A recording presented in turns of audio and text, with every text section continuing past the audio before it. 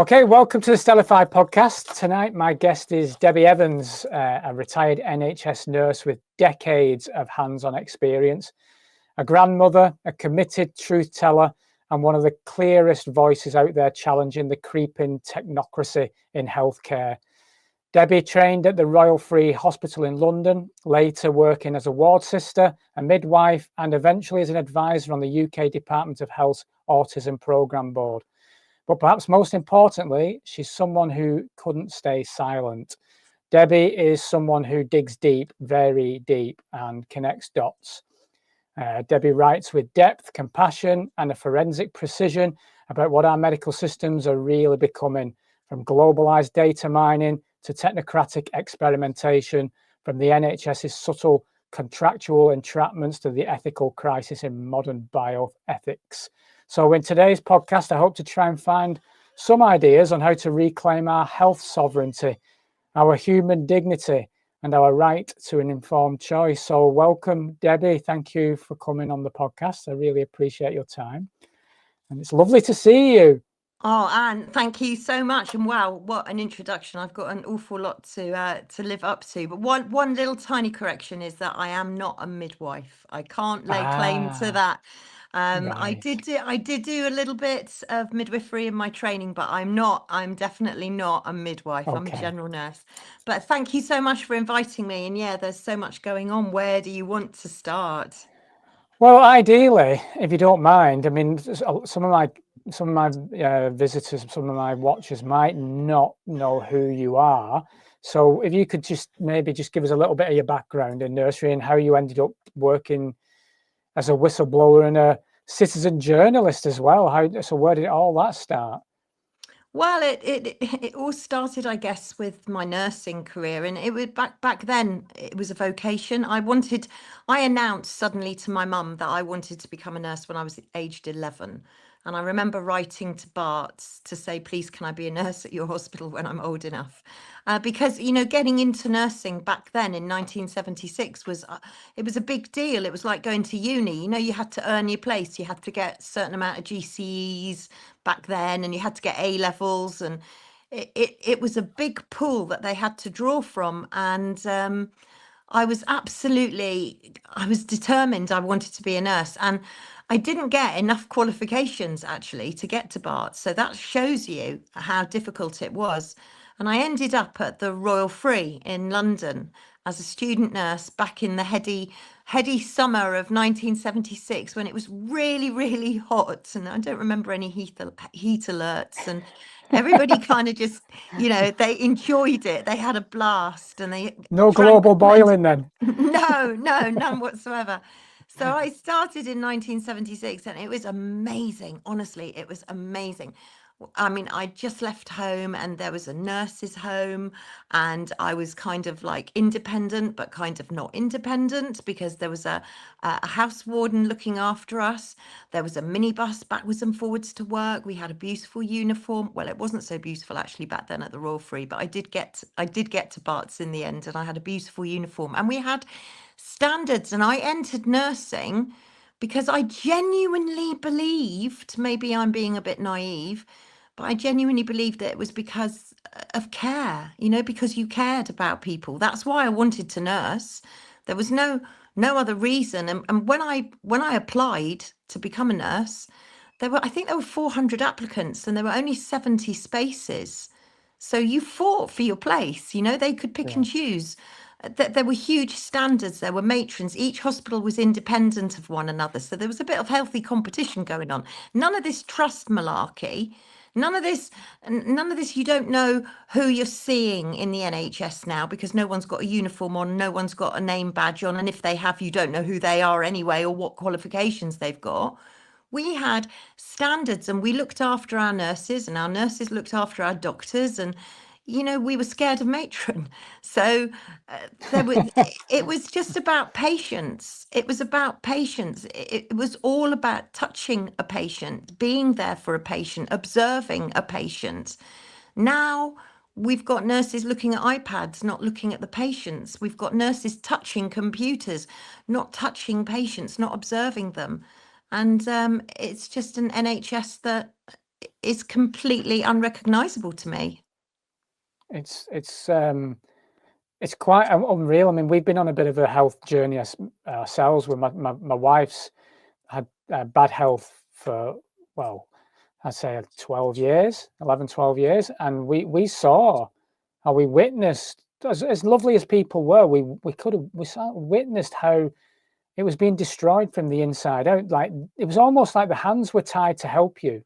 Nobody could help us at all. And eventually, well, it's a big story, but, she's been shelved, really. Yeah, well, I was naive to all of this because, after I've always been challenging, right? So I always challenge professionals.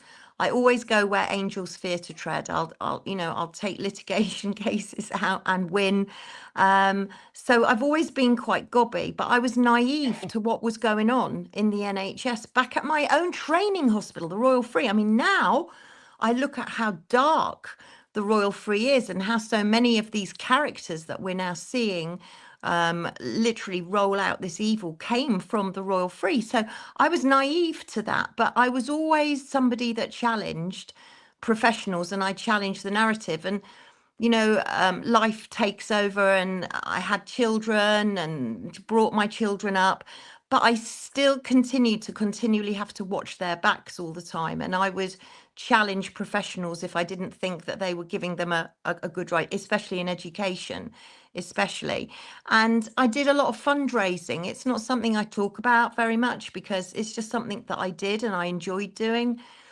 But I've always been, I guess I'm tenacious and I can't stand injustice. That is I think that's probably my biggest hate, injustice. And I started fighting education authorities. I was fighting child protection. I was fighting social services, all sorts of things. And then in the end, I started fighting a water company. We were being flooded continually with sewage, and I started fighting a water company. It was a bit like David and Goliath. So I've always challenged. And because of my fight with the water company, I got invited to speak at an AV, an alternative view, with the wonderful late, great Ian R. Crane. He invited me to talk about my experience. And because of that, I became a citizen journalist and I've reported on other alternative media stations for quite some years. And I've been really, really fortunate in having not just a platform, but in order for me as a nurse, I observe, right? That's what I'm trained to do. And the audience is incredibly important to me because you throw things out. I never say, unless I can back something up 100% with a document or with some factual evidence, I'll throw things out for people to go and research and check me out, challenge me if I've got something wrong and challenge me. And through that process, I've been so fortunate and blessed in I guess maintaining a trust with my followers on X and people that have listened and followed me in other arenas and on other interviews. And to earn that kind of trust means absolutely everything to me. And literally, it means everything to me. And I would never, ever compromise it. I am just a gobby granny. I don't have any skin in the game. I'm not affiliated to anybody. I don't monetize any of my work at all. And I work literally probably about 14 to 16 hours a day, not because I'm bigging myself up, but because I'm actually a bit OCD about research and I love it. And people say, what do you do to relax? But I just love researching. So at the end of the day, I do what I do because I care and because I'm able to join dots perhaps that other people might miss, or I see things that other people might have been distracted by other news. At the moment, we've got so much going on in the world. I think people sometimes fail to see what's right under their nose going on in their own country. And there are terrible things going on in the world right now: Israel, Gaza, Ukraine, Russia, Iran. I mean, everywhere is imploding. And then you've got disasters like the floods in Texas, you've got volcanoes, you've got earthquakes. I mean, it's just catastrophic. And I think sometimes we don't see what's right under our noses, the NHS, DWP, what our government in the United Kingdom is doing to us. And I think the rest of the world need to hear what it's like to live in the United Kingdom. You know, I keep saying to people, if you want to come for a holiday, or if you want to come on a boat, legally or illegally, if you want to come on a plane, think again, because we don't have a safe or accessible health service, and we don't have a safe working infrastructure for water. So if you haven't got clean water and you don't have a health system, you're effectively a third world country. So good luck if you want to come to the UK, because I'm speaking to loads of people who would willingly try to get out of the UK. So I think we need to take notice of what's under our own noses. We absolutely do, without a doubt. Is there anything in particular in your career where, in the NHS particularly, that made you start questioning things, or is there an event or something happen? No, you know, this is what I mean. I was quite naive to everything. Right. I kind of hit the ground running at COVID, although I'd always challenged authority, and it was my injustice. It was a tiny, stupid event that happened at school when I was about 14, and I was just very tall in my class, and I went to quite a small school, so there was only like 20 of us in my class, and I was the tallest, and we weren't allowed to talk in line in the playground, and I didn't. But my friend, who was a lot shorter than me, spoke, and I bent down to listen to her, and I got told off on a conduct mark. And that was the catalyst for my hatred of injustice. And Sarah, if you're listening, you'll know who you are. But that has lived with me. And my mother, bless her, who's 87, she says, it all goes back to Sarah, doesn't it? And I said, it's the injustice. I can't cope with injustice. I can't cope with lies. It's just, oh, no. Yeah. It's interesting that, because that's not the same kind of story, but the injustice and seeing the small man getting trampled on has bothered me since I was a child. And I think I was brought up quite left wing, if you like. You know, we were working class, and that was my upbringing, where seeing people getting trodden on was something that affected me, and I would always fight for that through my childhood and throughout, and I'm proud of that as well, you know. And then for whatever reason, for whatever kind of weird awakenings I had since 2012, funnily enough, I've seen corruption. And it led me down. So when my partner fell ill, and we had the journey with the NHS as well, and we saw corruption, literally, that, you know, I nearly lost her twice because of the NHS. There's no two ways about it. And we need, it's a weird thing in an observation sense. Now looking at my life, it's almost, we needed that path to lead up to 2020, where we were like, well, I'm standing up against this nonsense, because this is just utter nonsense. So it's strange how that kind of works. But I'm like you, I just don't like people getting hurt. No. And it was weird in 2020 when everyone was attacking me, when I'm like trying my best to tell them this is all going to be a bad idea. You know, it's a strange world, isn't it? I'm exactly the same. It's the underdog, you know, and I've done a lot of work for people on the autism spectrum, and for people that have got kids on the autism spectrum who are struggling with them at school, and schools are treating these kids, many of these kids, incredibly badly, and parents are being blamed, and it's just a complete nightmare. And so I cannot cope if somebody is being dealt a bad deal. I've gone through, I've literally walked the walk, talked the talk, and I've been through it. So I'm an expert by experience. I mean, with regards to autism in particular, you know, I went and did a PG cert at Birmingham University straight after, well, not straight after, actually, I did it later in life, but in autism and education. And I'm an expert by experience. So, you know, when it comes to stuff like that, and people are getting a bum deal from education or DWP or the NHS or wherever, I can't sit back and not say something or do something or not share my experiences. I built a whole new model. And when I started to become really interested in autism, which was probably nearly 40 years ago, so it's been a long time. I was one of the originals, if you like. When I first started to become interested in autism, I literally learned and learned and learned and learned and learned. And to see now kids getting a really bad deal all these years later, when I actually managed to become a government advisor, as you said in your intro, I applied to become a government advisor at the Department of Health on the Autism Programme Board. And I was as gobsmacked as anybody else when I was appointed. I didn't have a clue.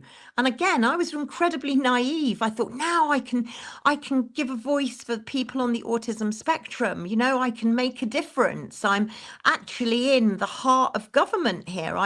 The chair of the board was the Secretary of State. It's like, wow, I'm going to have, and this was when we had a Secretary of State for Social Care, by the way. This was before Theresa May abandoned the Secretary of State for Social Care and just made a Secretary of State for Health.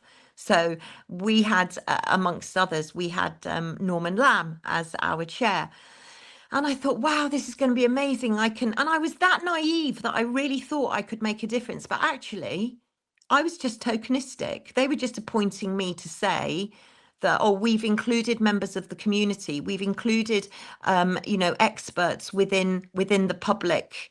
Within the public, we've ticked all those boxes. So therefore, but they weren't listening to us.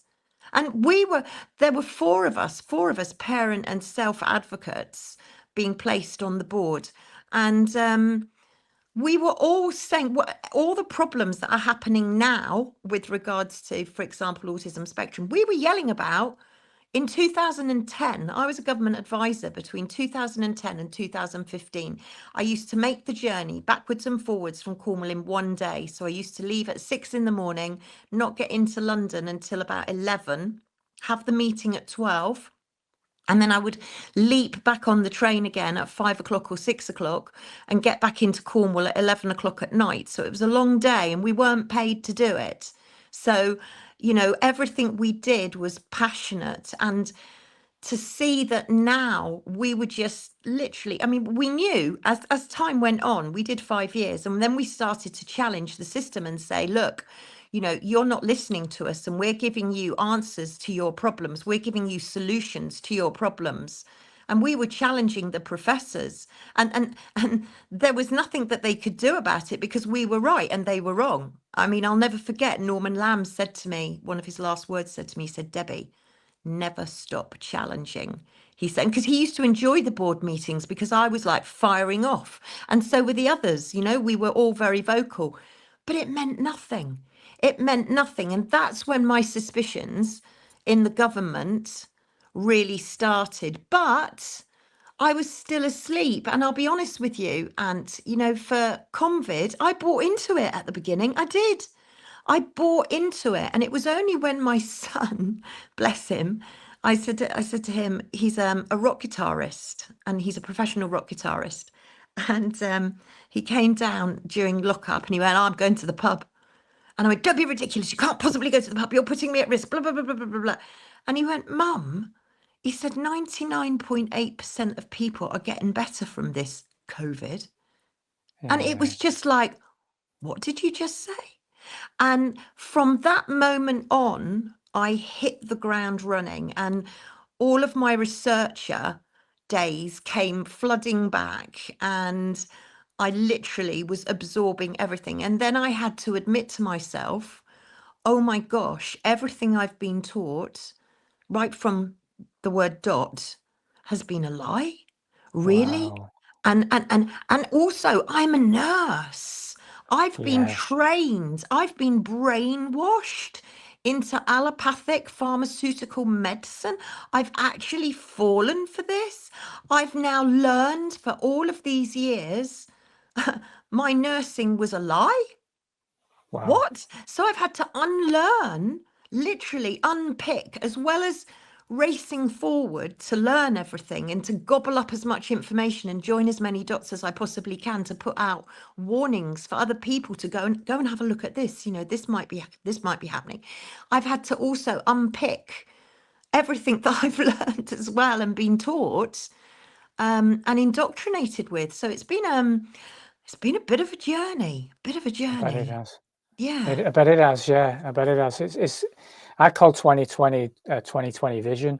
So many people started seeing the world very differently, didn't they? It was as hard as it's been, and it has been hard for a lot of people. I know. I mean, we lost my partner's dad after 2 AstraZenecas, and you know, so there's a lot to be said about the pain and the trauma that people have endured through that, including lockdown. You know, many people suffered. Lock up, yeah, exactly. People suffered terribly, and they're suffering today because of it. So when we had the pub, we had a lot of people that would come on our special Truther Tuesdays, as we call them, and it was a sanctuary, and it was a place where people who were aware of what was going on at home, and the amount of people, Debbie, that would come that were just awakened to this at this point, you know, and they couldn't speak to their spouse anymore or the children anymore, you know, and it had divided families up. And I mean, it was literally an unbelievable period in our time. It must have felt, I don't know, was it like your soul dropped out for the moment where you were like, oh my God, for all these years I've been following this teaching? It was the only way I can describe it was like a whoosh. It was like just a swoosh of like tons of information. Like, trying to process all of this information was just like, I can't. Did I really see that? Did I really read that? Is that real, or has that been made up? And then you start questioning yourself. You know, you literally start questioning yourself and thinking, this can't be, but it somehow is. And then you start to realize that other people are in that same boat. And I've spoken to so many people, and I don't think there's one family that has not been affected by lockup or mental health illness or injury or midazolam morphine or some abuse or in A&E or corridor care, or not being able to get an ambulance, or divided with their families where they don't speak. I mean, I'm the same in my family. There's members of my family I don't speak to. Kids, I've got 5 children, and 2 of them I don't speak to, and only 2 of them, thank goodness, I say only 2 have had the jab. So it's divided my family, and my mother, you know, I love her to bits, but the fact that she would trust a stranger in a vaccination center over me, her daughter, and a trained nurse, it hurt. It really did hurt. So, and yes, I've known people who we've lost, people that have gone too early. And now I find it so difficult when because people seem to want to tell you their whole medical histories at the moment. That, you know, you don't ask how someone is, because they're going to tell you exactly how they are, and it's not good. And you get their whole medical history, or you get, oh, did you hear such and such a passed, or such and such has died? And it's awful now for, I think, many of us, because the first question that's coming up in our head is, did they take, that's true. You know, it's like you automatically think it now, although you're not allowed to say it, of course. You don't say it, you think it in your head. So all of these people that have been affected now, that are watching now, you're not forgotten. You know, these people are not forgotten. I'm still very much on the case of those with injuries, and the MHRA. I mean, you know, the MHRA, I've been on their tails for ages. And actually, talking of which, I will be going to an MHRA board meeting, or at least I think I will be, on the 8th of July. And I know that we're recording this, and I'm not sure when you're going to be putting it out, but as of now, I don't seem to have received a link to the MHRA board meeting. So I'm going to be putting out a post on Twitter later to the MHRA to ask them why we haven't yet received the link to the board meeting, which is meant to be on Tuesday morning, because we've normally received it by now. So I've always been hot on the heels of the MHRA, and that's something that I will continue to do, because there are so many things coming down the pipeline, pharmaceuticals, new biological pharmaceuticals coming down the pipeline. People need to be aware of what they're being given or what they're being offered. And this is why, personally, I like to keep my eyes firmly fixed on the United Kingdom and what is going on right in front of us, whether it be a government bill or whether it be the NHS. We need to look at what's going on at home. You know, and you were saying about when you were on the advisory board and they weren't listening to you. Do you think that this is the same kind of situation you're going to face at the MHRA kind of board meetings? Are they all littered with this corrupt mindset, really, where they don't want to hear? It's all, you know, whatever's funding them, whatever it is that's feeding them, they don't want to hear it, do they? They just don't want to hear it, and you must get so frustrated. I do. I mean, I do. I've been to every single MHRA board meeting that there's been. I've actually been to every single one, and I've sat through them 2.5 hours, 3 hours each time. And I take notes and I write shorthand, and we do FOIs and we complain. But, you know, we say, yes, we're banging our heads against a brick wall, but we're actually not, because the MHRA have changed hugely since we started to watch them. You know, when we discovered that their board meetings were being held online in public, loads of people started watching them. And then all of a sudden they realize, oh my goodness, we're being watched. People are actually watching our boring board meetings. And so we kicked off quite a fuss. We really did. And we saw the MHRA board meetings go from what was a very amateur sort of Zoom, because it started off in lockup, to a very amateur around the board meeting table. It was all very cottage industry type thing. And then when they started to realize that we were actually watching and reporting on it, it all became a very slick operation, and we started getting warnings up that we weren't allowed to photograph, we weren't allowed to film, we weren't allowed to do this, we weren't allowed to do that. Questions, if we had questions, the panelists couldn't see our questions, and it all started to change, and signs kept going up behind people's heads going camera 1 and camera 2. So it became a much slicker, professional operation. And you know, the work that Cheryl Granger has done on the pregnancy vaccine data and the monitor is absolutely trailblazing. I mean, nobody has gotten so far with the MHRA on this subject as Cheryl. And she got them to tribunal. You know, we are holding them accounts. And much of the time, you know, when these things are happening, we can't talk about them, because you jeopardize the procedure, so you can't talk about them.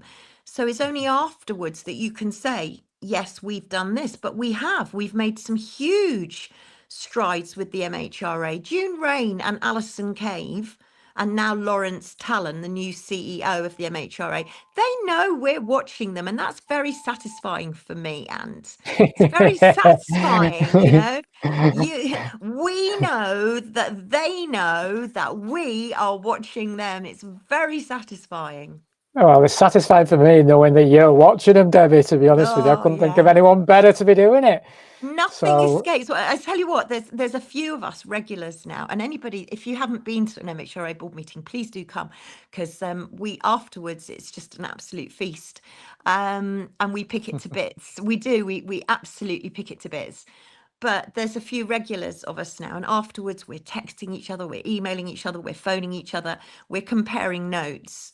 And then we're telling everybody what we're seeing, and you know, they can't argue with it, because we've just been to the board meeting. So yes, we are holding them to account. And I know loads of people say, oh yeah, but you know, it's not going to make a difference. It does make a difference. I'm not saying that we can stop what's happening. We can stop the juggernaut that I believe is probably unstoppable. But what we can do is be prepared. And what we can do is learn to step aside from the juggernaut and not get run over by the juggernaut, right? So, Definitely. that's my main focus is right, let's mitigate what looks like it's coming down the line pretty fast, if I'm honest. It's going to be probably quite a difficult winter. And I think if we can not frighten people, but just prepare people for perhaps what is coming, then that's the best we can do. Yeah. We certainly don't want to be frightening folk. That's for sure. No. The government are good at putting fear into people as it is. We don't want to be the ones doing that. We want to try and provide the solution, don't we, if we can? And like you say, 100%. navigating what's coming, because there's certainly things coming. That's without a shadow of a doubt. Can I bring you back a little bit to the NHS itself? I think correct me if I'm wrong though. Is it yourself that said that the NHS has become more of a contract machine? No, I don't remember saying that, but I don't think there's anything left of well, it's not the NHS, and the National Health Service is gone. It's gone, right? So the word national, the N, doesn't stand for national anymore. It stands for neighbourhood. So it's gone. And I don't think there's anything left of the neighbourhood or the National Health Service left to privatise. I think they've pretty much dished it out to everybody. So I don't know if there's anything left to privatise. But yeah, of course, it's all about contracts. Yeah, I mean, do you think the patients actually understand what they're signing away in terms of the data and consent? No. I mean, for a number of years now, I have been anti all of these apps. And I mean, any app, banking app, Amazon, Twitter, X, whatever, I'm anti it. But when they brought out the NHS app, I was particularly concerned. And I have been concerned and worried about the NHS app for a number of years now. And of course, and I wish I was wrong. And trust me, no one wishes that they were wrong more so than me. But I've been warning against this because people say to me, "Oh, I'm not bothered who has my data." Well, actually, you should be, because collectively, it's extremely valuable. And even on a one-to-one basis, this NHS app, and I've seen them on the NHS England board meetings gloating. I mean, honestly, gloating over this NHS app. They're salivating over it. It's digital, it's exciting, it's convenient, it's fantastic. It means that we won't need as many doctors, we won't need as many nurses, we don't need appointments, we can be a doctor in your pocket. That's the latest phrase for the NHS app. No, it's a trap. It's an absolute trap. And, there's so much that I could say about giving away our data, but the NHS is the biggest. It has the most medical data in the world. It's the biggest medical library in the world. And that's why it's so valuable. We are the only country to have the NHS, right? We're the only ones to have that model. And you've got to ask yourself why. Probably because other countries don't really want to copy it because it's not a great model. And we've been thrown under the bus where we thought the NHS was there for us. No, that's not the case anymore. We are there for the NHS, right? So the NHS are feeding off us, and data is how they're doing it. And this NHS app, combined with digital identification, is a digital key to hell. Honestly, it is going to be a complete nightmare. And apparently 34 million people, 34 million Brits have downloaded the NHS app, and they're making appointments, referring themselves for consultant appointments, ordering tests, checking their results, inputting their medical history, doing vital signs every day. And all of this, and a number of people have said to me, they've scratched their heads and they've gone, they say that I'm diabetic, but I've never been diabetic in my life.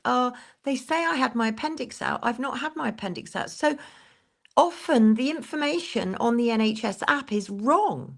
And so therefore you have to ask yourself, why is the NHS constantly in touch with you? That was never the case in my day.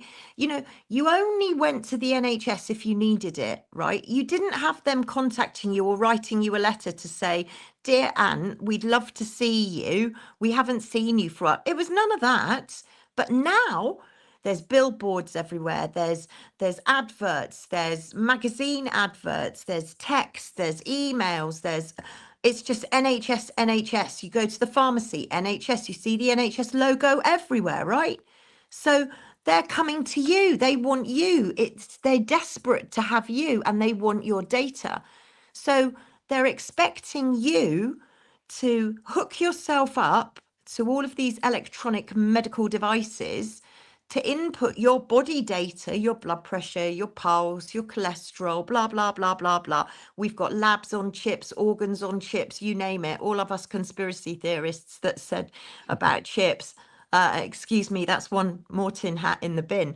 So they want your data. They just are desperate for your data, but you don't know where your data's going. At least the majority of people don't know where their data's going, but it's actually going to Palantir. And Palantir, as Whitney Webb, you know, if anybody needs to find out more about Palantir, go and watch Whitney Webb. She's incredible, the amount of research that she's done. But Peter Thiel, who basically, I mean, he was the main donor for Trump, for example, right? So you've got the Trump and the Peter Thiel connection. So Palantir, Mossad, CIA, DARPA, they're a private company and they control the NHS federated data platform. So all of your data that you're inputting is going straight in to Palantir, who are like, I mean, Palantir aren't just embedded into the NHS Federation, they platform. They're also embedded in the police and crimes office. They're also embedded in the Department of Work and Pensions, and they're also embedded into the UK military. So this is a massive deal, and our data, which people seem to think it's fine to share, is going literally global, and it's going to private companies, it's going to Mossad, it's going to the CIA, it's going all over the place. And through the app, this is the way we become entrapped, because all of a sudden the public are going, well, I can't get an appointment with my GP, so what am I meant to do? You know, they're telling me I've got to go on the app. No, go walk down or get someone to take you down to your GP surgery, go in and book your appointment and insist like I did. Oh, but they're saying I can't have my prescription unless I go through the app. No, go down to the surgery, write it on a piece of paper and post it in the box like I did. Insist. And you know, these apps, they're there to track you, to trap you. They're there for surveillance. They want to know where you are, what you've eaten, how many steps you've walked in a day, what you've eaten. I mean, I hear now that restaurants are going to be calorie counting on you, and then they're going to report how many calories you've eaten. It's just insanity. It's complete insanity, because we're on an obesity epidemic. So now you're going to get a weight loss skinny jab that the MHRA have already warned is dangerous, because everybody's got to lose weight, but you do it via the app. But when you go through the app, who are you talking to? You're not talking to a doctor, you're talking to an AI bot, or you're talking to Grok, or, you know, people have got they don't seem to have the understanding to know that this is not convenience, this is control. And what we have to do is take back control by literally scrapping the app. If we all scrapped the app, I've never had it, and I expect many people that are watching you now, Anne, will be going, I've never had the app and I never would. And that's great. But if you know somebody that's got it, tell them to get rid of it. Because if we got rid of this app, and if we put down our phones and made our phones immobile phones and not mobile phones, this nightmare would go away. It's really that the government are relying on us to comply. And they're now saying that this app is the front door of the NHS. Now, in my day, accident and emergency was the front door of the NHS. But today, the app is the front door. So they're now employing advisors to go around to care homes, to go around to the elderly and the vulnerable, to teach them how to access the app. And Wes Streeting was talking about giving the elderly and the vulnerable smartphones or smartwatches in order to do this. So this is an agenda that is being forced upon people. And if we said no, because medical devices, that's a whole new subject. I mean, maybe another time on body area networks. If you haven't heard of the ban body area network, you really need to look it up. But this is all becoming just the way to get us in by stealth, almost, to Britcoin, so cash is going to go to the Brit card, the government's ID card, the Brit app, the one government app.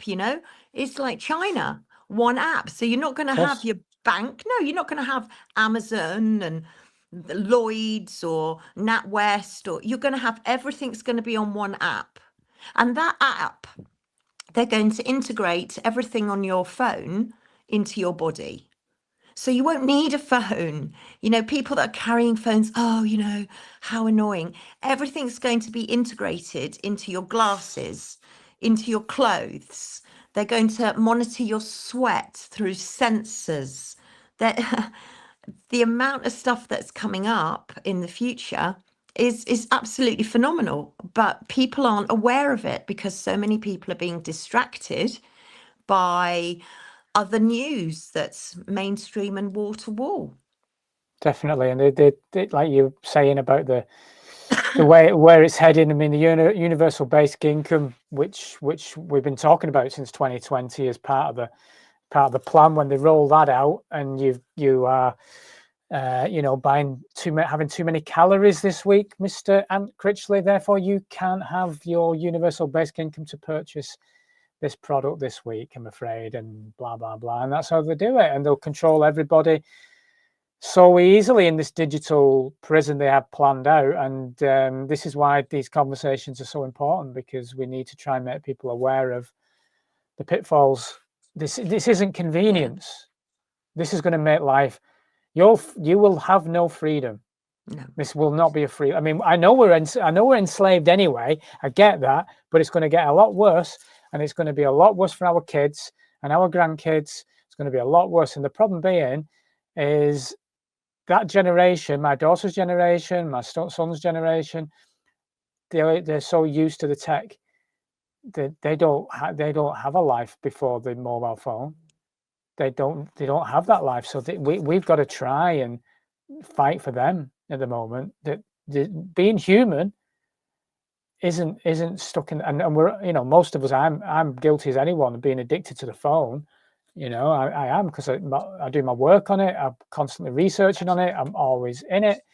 We're talking now on a laptop. I've spent my life in digital, building websites, making videos. That's been my life. But we've got to step outside. We've got to remember who we are.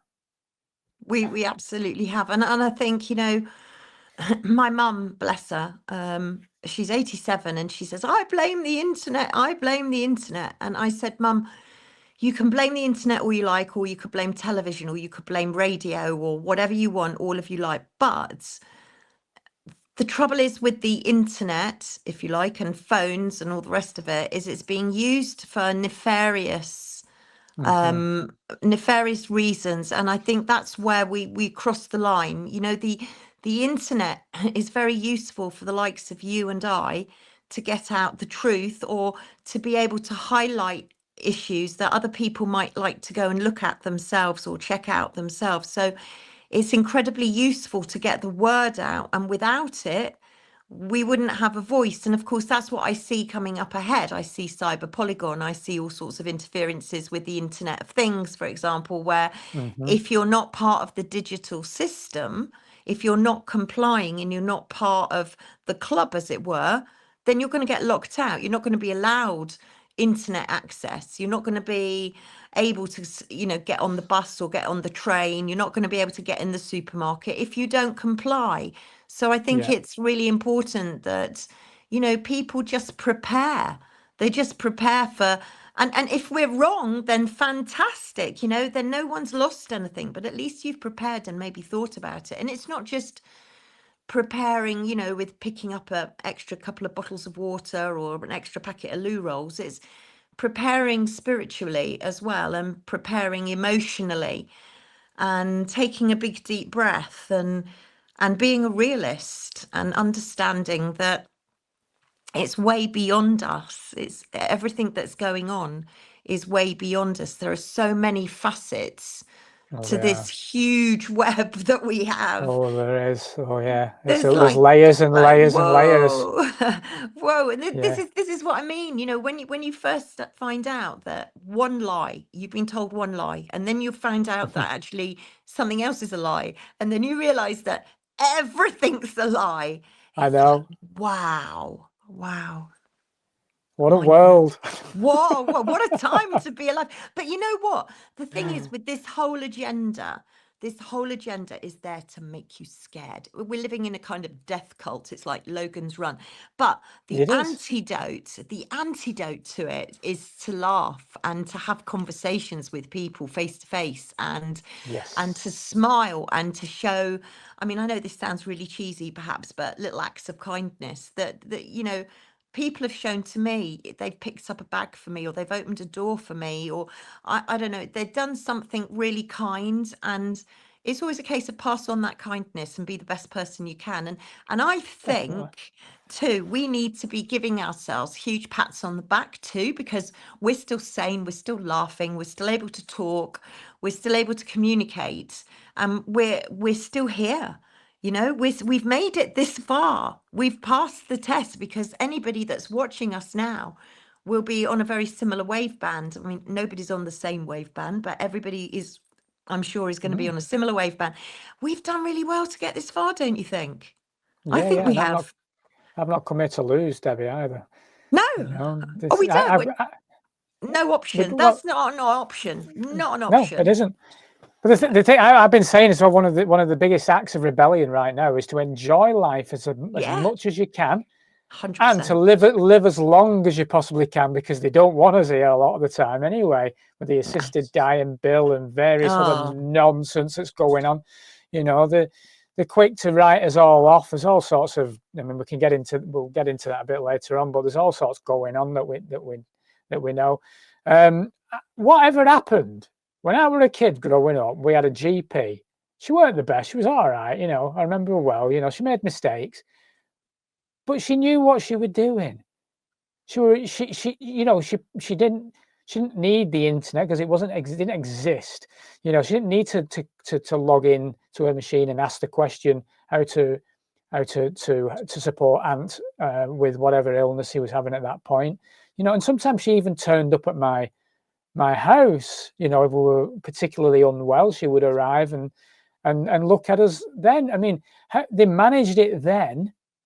There was still a lot of people living in the UK, I think, pretty much when I'm not that old. I mean, I'm 50, but I'm not that old. When 40 years ago, that was still happening. Even 30 years ago, that was still happening. Where did it all go wrong? I think you'd have to ask somebody like Dr. Tech Kong that, who's I've had retired. Tech on. You've had Tech on. So I mean, Tech was my first, yeah. Right. Well, I mean, him as a retired GP, he'll always say it was when we had a competition, if you like, where we had to keep our patients, and we had to have a good reputation in order to get patients, because patients had a choice. And now I think, I mean, I was the same as you. I remember my doctor, Dr. Seville, I remember him coming around at 3:00 in the morning when I wasn't very well once, and it was him with his Gladstone bag and his stethoscope, and he'd come to the house. But I think, I don't think people really understand a true GP, and I'm not talking about all of these newly qualified whatevers are coming in, and I'm not talking about nurse practitioners. But a truly qualified GP is actually the equivalent of hospital consultant.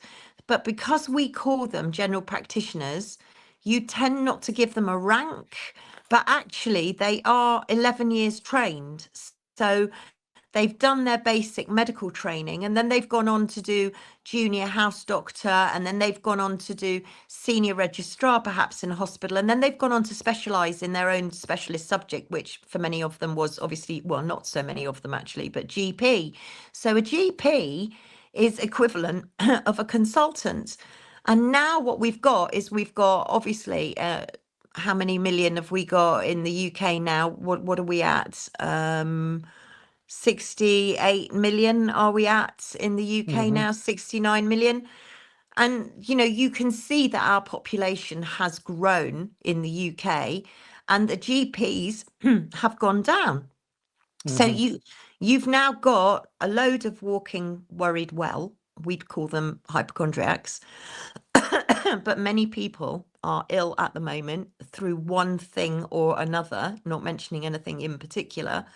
So the demand and the supply, it's not matching up. The demand is outweighing the supply. And to be honest, GPs, many GPs, doctors don't really want to be GPs anymore. So the GPs that we had in this country largely have retired, or they've gone off sick, or as Dr. David Cartland recently, been struck off. So that's another wonderful, decent, very well qualified doctor, GP, gone. Yeah. So what are they replacing these GPs with? Doctors. These are people that have had maybe they've done a 3-year Bachelor of Science course, and then they do a 2-year bolt-on, and they become a doctor, a GP. You don't know who you're seeing now when you go in the NHS. That's what worries me. When you went in my day, you would know you were seeing a nurse because they were in a proper nurse uniform with a hat and an apron and the whole bit. And you'd know who a doctor was because they'd have a white coat on and they'd probably have a stethoscope around their neck. You'd know who the porter was. You know who the state enrolled nurses were. Now, everybody's walking around in theatre scrubs and nobody knows who anybody is. So, I think that's where we get into dangerous waters, is when people are going into hospital and they don't know who is looking after them. You mentioned something really important before as well about you spent all your time, if you like, and being in the NHS, and you would have had great passion for it and love for what you were doing because you were there to care, but you would have been programmed as well, and this is the issue that we're facing. And it was so obvious in 2020, the programming that we endure, and we all do from birth. I say it, we're born into trauma, and then we're put into indoctrination camps at age of 4. We're programmed. We're heavily programmed individuals, and some of us break out of that programming. Most don't. So the ones that are going through the training now, the allopathic training, are going to be following that path, and any holistic alternative therapy is a conspiracy theory and dangerous and everything else. And it's a constant battle because of the power and the wealth and the greed that's involved and the corruption that's involved in these associations, isn't it? Like you say, the NHS is a brand. They used it to brainwash in 2020 because we're emotional beings with love and passion for something that we love dearly. And the NHS was something that we were brought up to love dearly because we had pride in what it was meant to stand for. And then they weaponized that against us. They weaponized it. Yeah, they did. I mean, you brought up a couple of interesting points there, one of which I'll return to in a minute, training. But the National Health Service was, as I remember it, the national treasure, right? It was the national treasure. And then all of a sudden, we're told that we've got to take a vaccine to protect the NHS. Hello, even if it was I shouldn't have maybe said that word, but even if it was one of those, you would take one of those things to protect yourself. So if you were going to another Of course. country, yellow, that was the idea of the game, wasn't it? Is that you took one Yeah. of these things to protect yourself. You don't protect the NHS, for goodness sake. Since when? Since when have any of us protected the NHS? And this was always my beef too. Back in my day when I was being brought up, and this was when I was a kid, if somebody in my family, somebody elderly, had got a cold or they'd maybe been in hospital and they'd just been discharged, I wasn't allowed to visit them because I'd been at school and maybe I'd got some form of bug and maybe I could pass it on and they were vulnerable. So you stayed away from people. You used your own common sense. So why all of a sudden are we nanny stating people and saying, well, you've got to stand 6 foot away from someone because you've got to protect? We would have done that anyway. It's just what? Common sense, right? And it's like, well, I don't know, that the National Health Service protect the NHS is just ridiculous. And the other thing that you brought up just a minute ago, which is really relevant, which is training. So when I was training, I went to nurse school, and I didn't go to university, which they go to now. And that's where nursing went horribly wrong, in my opinion, when we went to Right. something called Project 2000, which is when I started nursing, I was in school for 8 weeks, learning how to give an injection, learning how to empty a catheter bag, learning how to make a bed, envelope corners, learning how to bed bath a patient, basic nursing care, right? I was there for 8 weeks and then I was launched straight onto a ward, and I would do 8 weeks on a ward and then I'd go back to school for 2 weeks.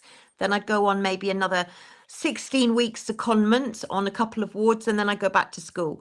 And then they started sending nurses to university for 18 months and then put them on the wards.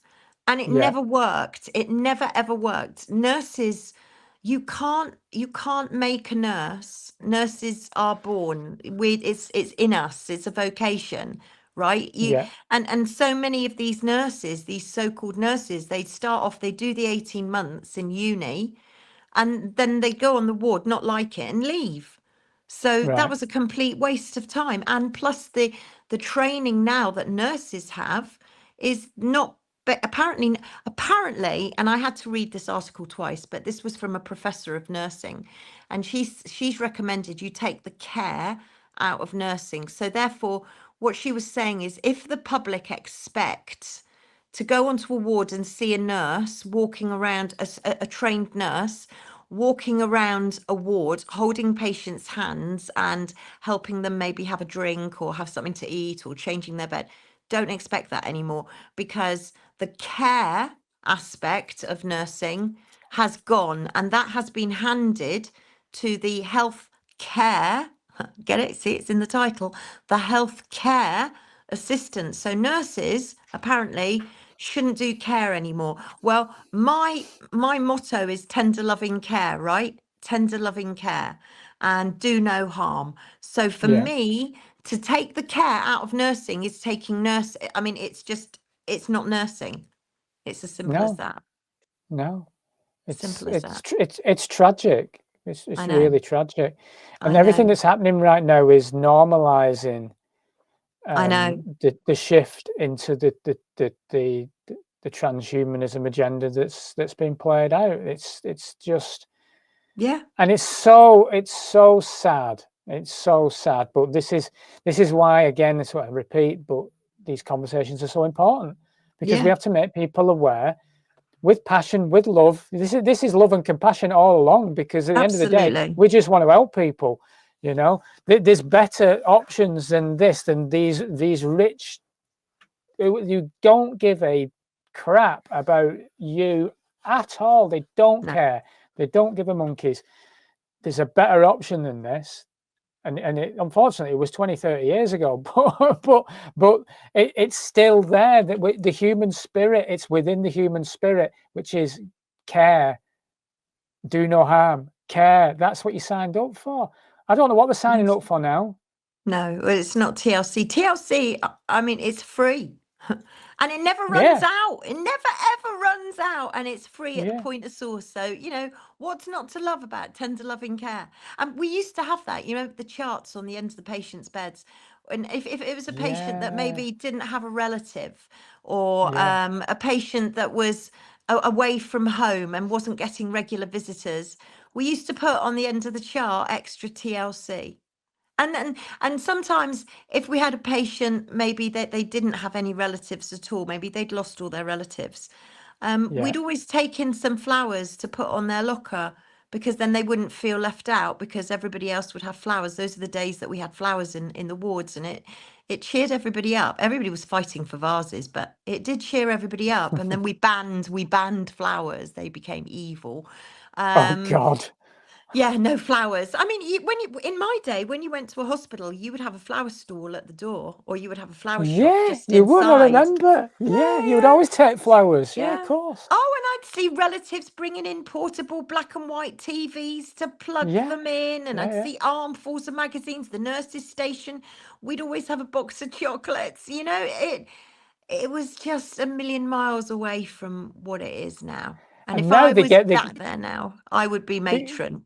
Matron, bring matron back. well, yeah. A lot of people have said that. The matrons going off the wards was a big problem, and Yeah. and you talking about what people could have on their table, if you like, while they're having that care.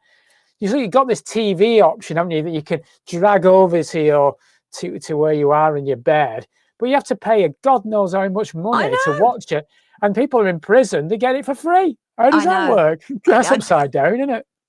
And a lot of these hospital shops, I mean, some of them, are branded. Some of them were WH Smiths. There was all sorts of different shops, but Yeah, I don't want to single anybody out in particular, but they were marking stuff up in hospitals because they knew that people in hospitals couldn't get out to get. So you'd pay more for a drink, or you'd pay more for a coffee, or you'd pay more for whatever, because they were capitalizing on the fact that these people were literally trapped in a hospital.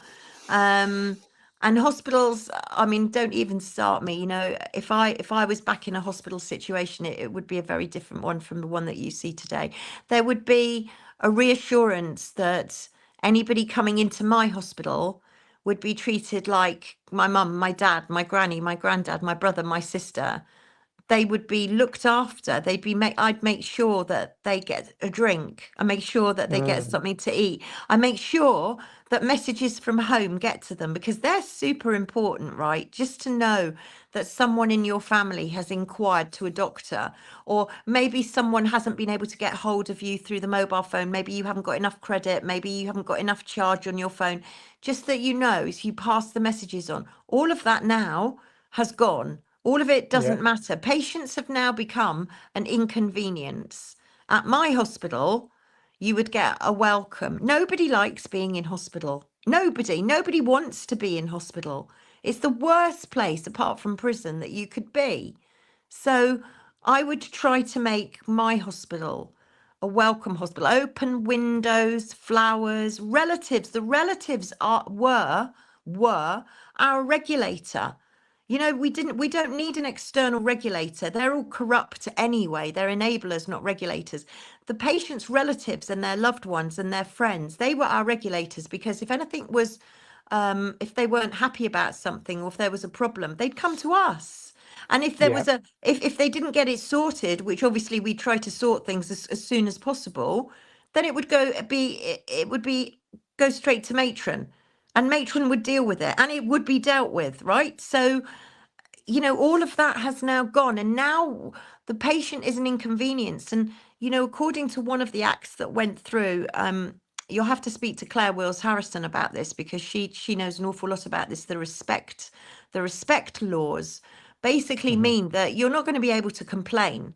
So if you complain about somebody working in the NHS, or you offend somebody, or you've written in 2 or 3 freedom of information, you could be seen as vexatious, and that could be seen as a criminal offence, and one that would warrant a police officer knocking at your door. So, we are now living in a country where even now we can't complain, or we can't challenge something for fear of what the repercussions are going to be on us. That's what we live. That's the reality, the totalitarian tyranny of the reality of the United Kingdom at the moment. It's just the reality. I know. Yeah, you're brought up to believe you're in a free country, but it's the complete opposite. It's the complete Yeah. opposite. It is, but It's like you say, you've got to make the most of every second. You've got to smile your way through it. You've got to too fight your right. way through it. You've got to resist your way through it. You've got to hold the line and pray. Because I honestly believe that faith is the antidote to fear. I think if you're Yeah, frightened, then you need to explore your spiritual inner self and maybe do some work on yourself. Because once you've got a faith of whatever that faith is, um, exactly. it takes away all the fear. It's like silver bullet, it's like, wow, this is incredible. I'm not frightened at all. I'm just prepared. Yeah. No, I agree completely. That's where I've been trying to. I'm not here to preach by any stretch, but I do think the inner work is so important to strip back those layers of programming and find love, because there is two things: there's love and there's fear, and Yeah. they're always going to throw fear at us because a fearful person is more controllable. Someone who is vibing high, and I'm not being a hippie new ager in that respect, but somebody who's feeling love within themselves, as self-love, is strong in that way, isn't easy to control or corrupt. They're just Yeah. not. Where Yeah. what I don't know what goes on with these people that who are not in touch with their souls, that are so easily corruptible, where they are quite happy and they'll sleep at night when they know that people are dropping dead and falling very ill from an intervention that was pushed out to us. Seriously, what is it with these people? Are they that blind, or is something else going on? Because I question it, because I don't understand, because I'm not that kind of person. I don't understand. If you know that people are being harmed, how do you carry on rolling it out for money? It's just, I Yeah, just don't get it. essentially. Well, people say to me, how do these people sleep at night? And I go, demons don't sleep at night. Exactly. It's that simple. I sleep. Yeah. I sleep at night because I know that I'm authentic. I'm not captured by anybody. I'm just a gobby granny who is desperately concerned. I consider myself very blessed. I've lived in the sweet spot of life. I was born in 1958. And so I enjoyed the late 60s. I enjoyed the 70s and the 80s. I had a family, and everything in the world was fantastic, and I was living it like everybody else was, not completely oblivious, but mostly asleep. Because when you've got 5 kids, your life gets taken up with looking after the kids. Of course.